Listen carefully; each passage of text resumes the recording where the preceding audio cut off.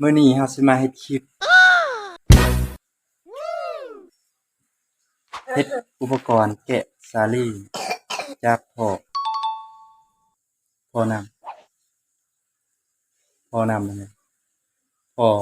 พ่อใดน้ำเบิ่งว่าจะเฮ็ดจั่งใด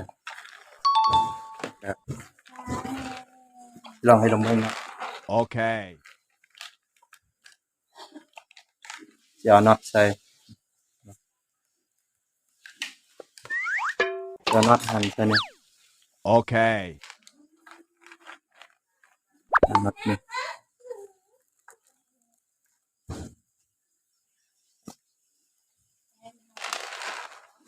จากเอาน็อตใส่แล้วเราจะเอา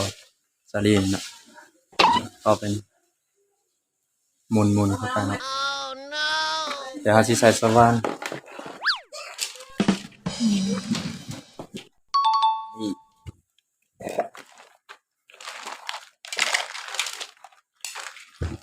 ใส่สว่านตัวนี้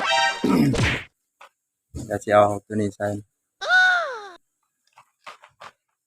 มันเป็นเกลียวตัวนี้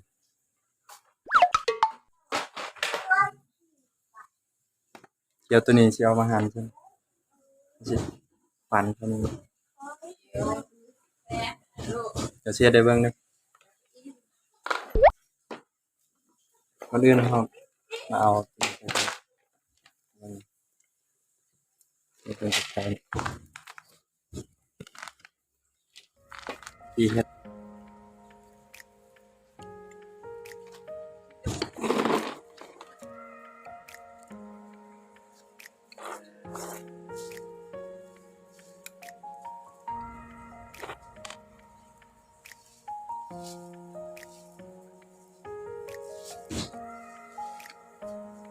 ท่อตัวนี้เป็นท่อเก่า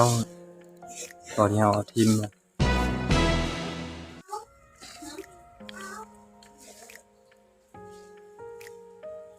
กาลวิทย์นี่ก็หม้อซิบบำน้ำแล้วเนาะแต่ก็ยังใส่ได้อยู่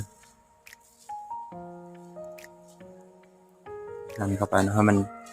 เห็นบ่มันจะมีให้มันสอดออกมา Okay.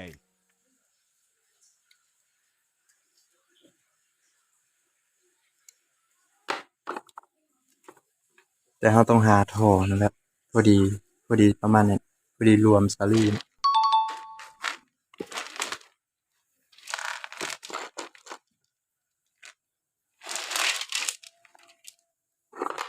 เวลาเอาเข้าไปจะมันบ่ครับ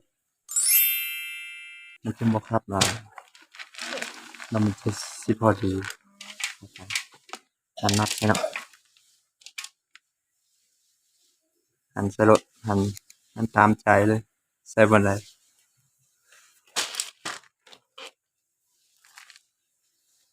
ไป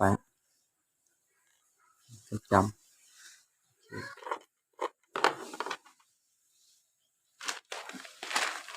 ท่อตัวนี้อ่อนแล้วก็บวกแต่งไปครับพอดีงามพอดีแบบหั่นเข้าก็ง่าย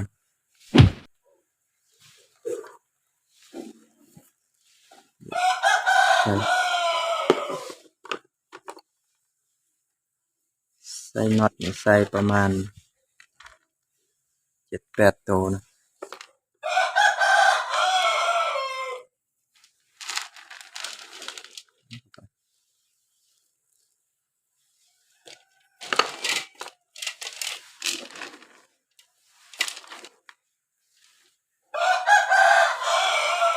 ใส่น่าจะใส่แบบสลับกันนะจะบ่ใส่เครื่องกันจะบ่ใส่เครื่องใส่สลับตัวนี้ก็จะใส่แบบ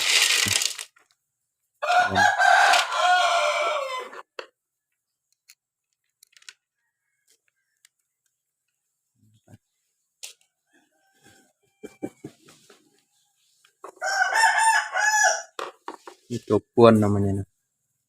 มา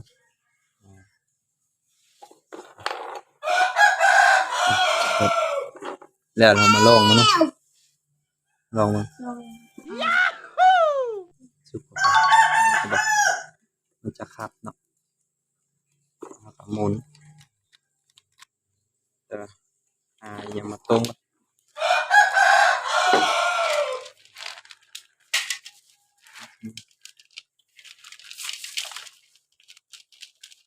บิด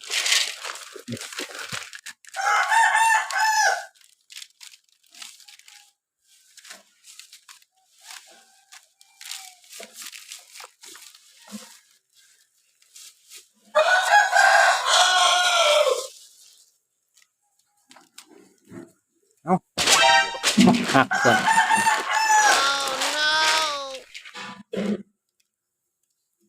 เอ้าตายแล้ว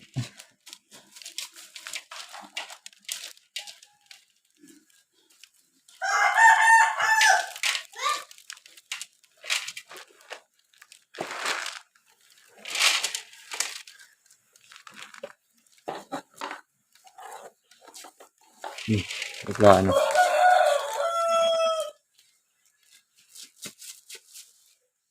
บิว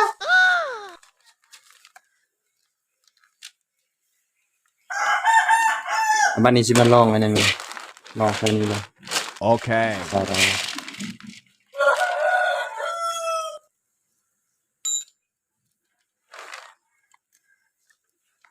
ลองเอาเหล็กตัวนี้ใส่ใบเป็นใส่ลงมา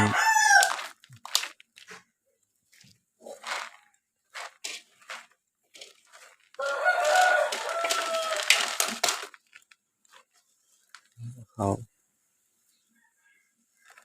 เอ้ยไปสิ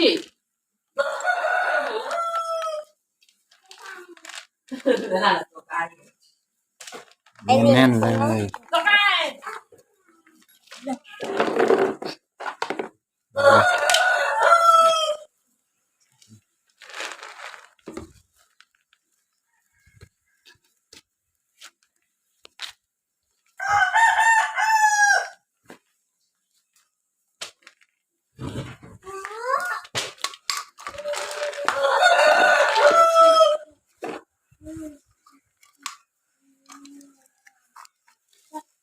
เทียบ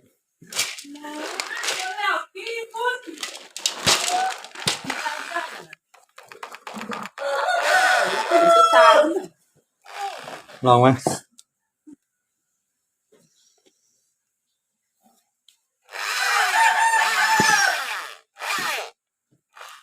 เอ้ย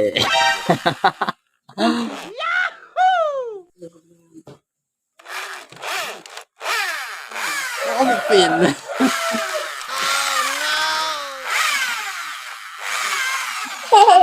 โอ้โหได้นะมันหมุนเลย ไอ้บ้า มันหมุนได้เนาะ ไอ้ลูก ใส่หาวิธีไหมต้องตัวใหญ่ๆเลย Whoa.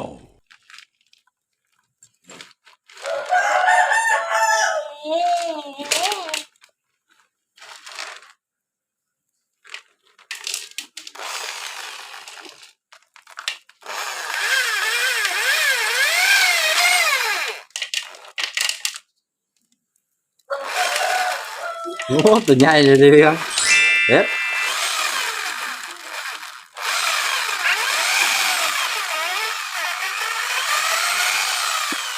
ฮ่าฮ่าเรียบร้อย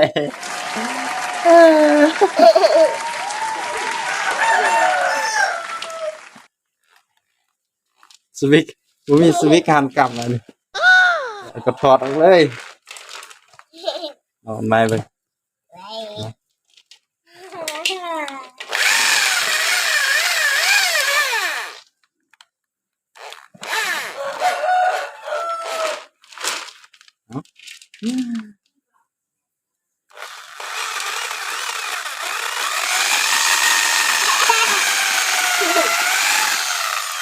ว้าวแอบเดียวสุดยอดเนาะสุดยอดเลยเดี๋ยวเราจะหันออก บ๊ายบายเฮ้ยวันนี้ ลองเองอันนี้ นี่อะไรแบบเฮลูเฮล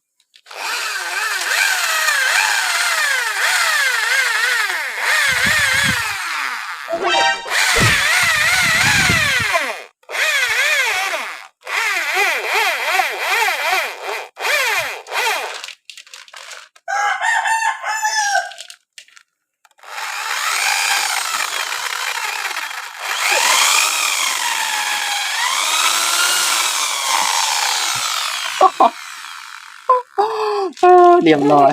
คักหลายคักหลาย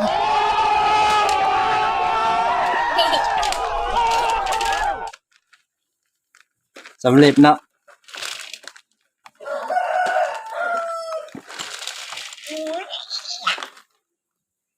กดไลค์กดติดตามเพื่อมีหน้าเด้อเนาะบ๊ายบาย